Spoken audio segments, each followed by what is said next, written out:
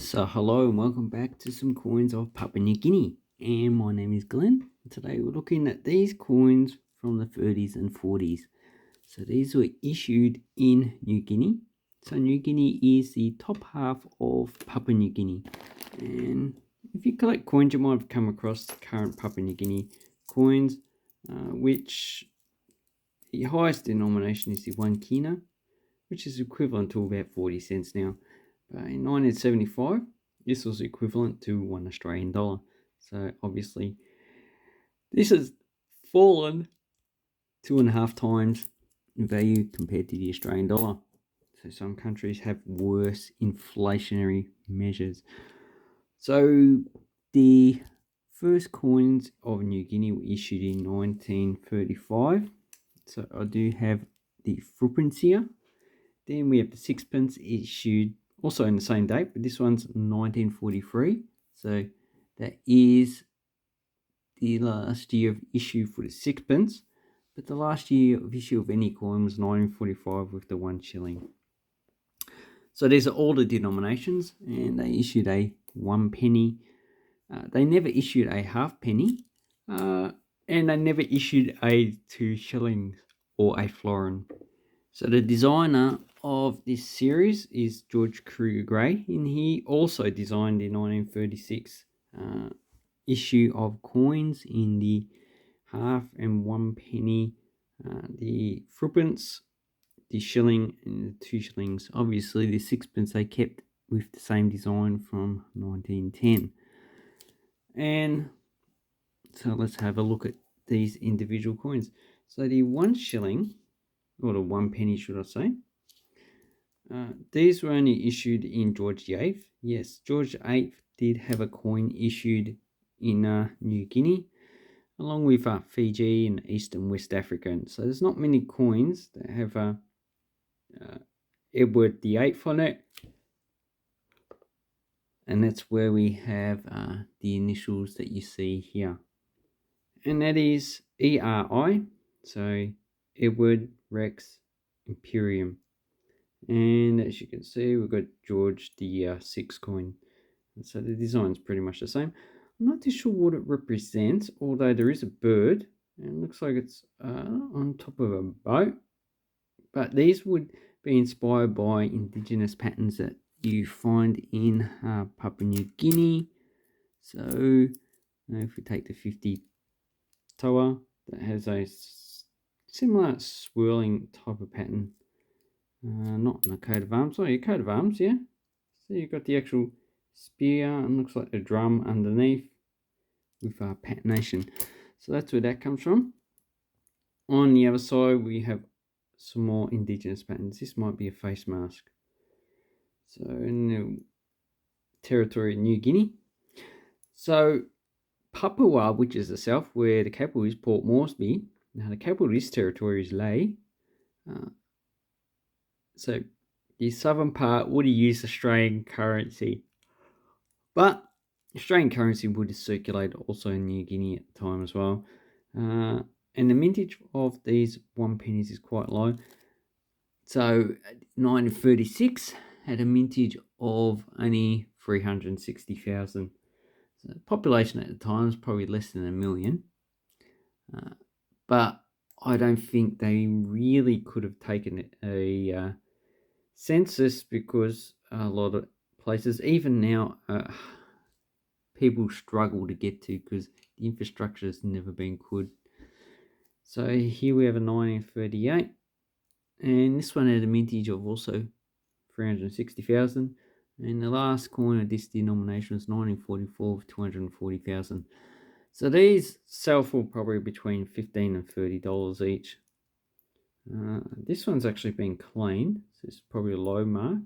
This one's toned and it's got some crap on it, so I don't know what that is.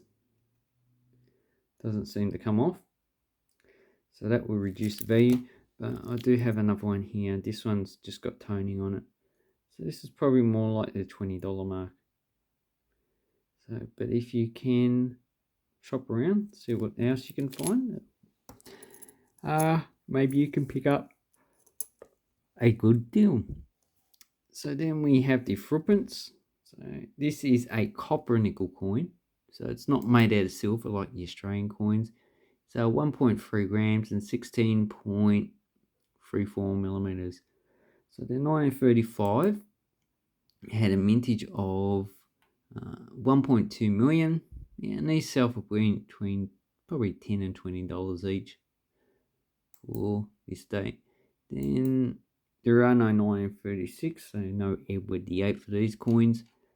Then we have 1937, which would be a key date. So if you have a 1937, it's probably a fake coin or a reproduction, because none of them were issued in circulation. There's only trial strikes, in which we don't know how many were produced.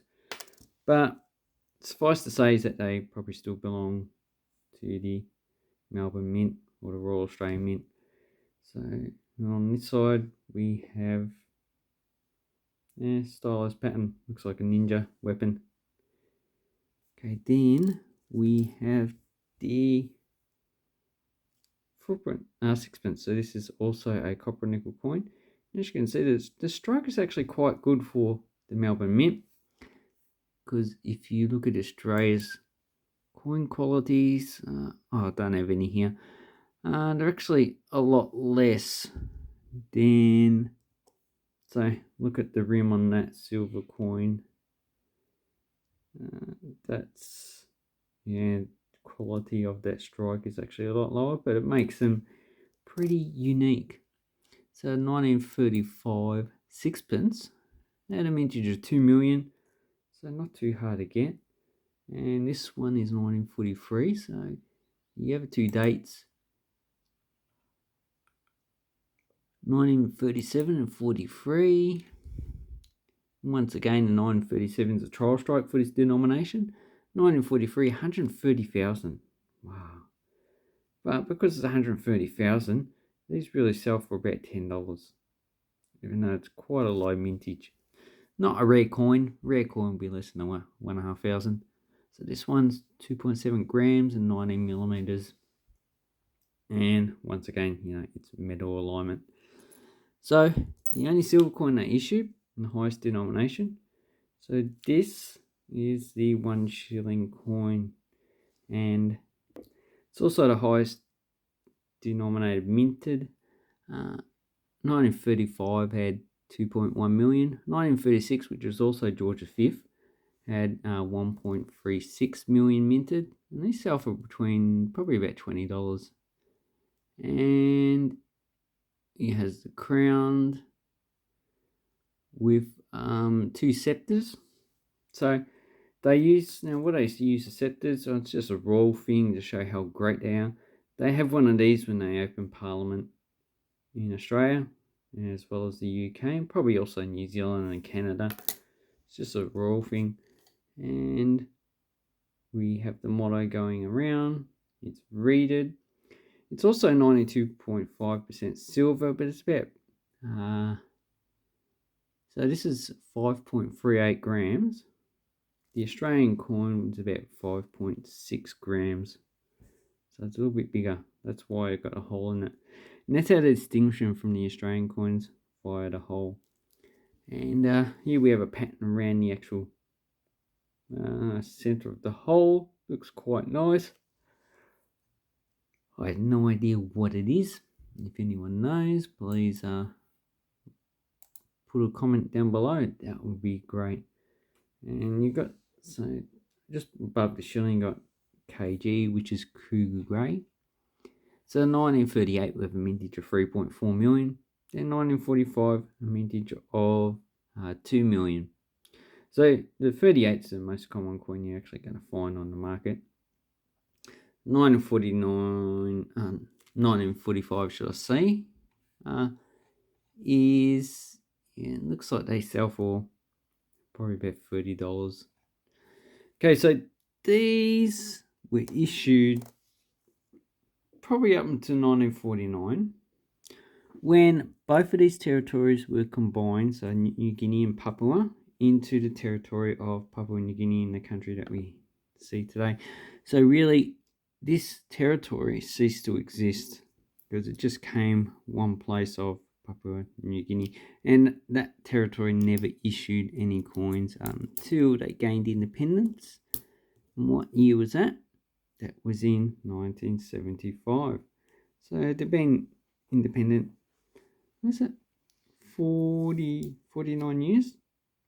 Yeah.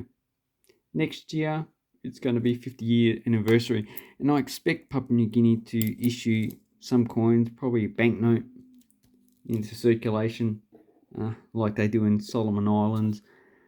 And Vanuatu, they issue commemorative banknotes, not really commemorative coins, to commemorate whatever they have to commemorate. So anyway, I hope this helps you with your coin collecting and the value of these coins. And I'm surprised I didn't do one of these videos before, because they're just a nice coin set to actually get. Very beautiful pattern. George Cougar Gray is actually a very good designer. I heard that his glass paint, window panes, whatever you call them, are actually quite nice. Anyway, thank you very much. Have awesome coin collecting time.